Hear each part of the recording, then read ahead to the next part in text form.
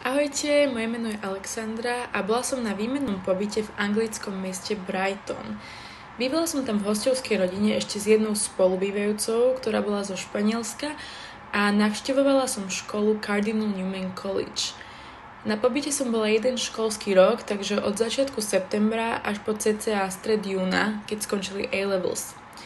Čo sa týka predmetov, moja škola ponúkala fakt rôzne.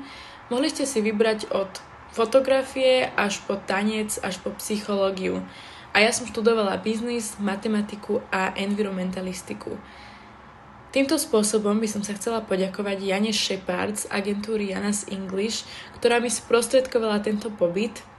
A to v rámci toho, že ja som to fakt začala riešiť dosť neskoro.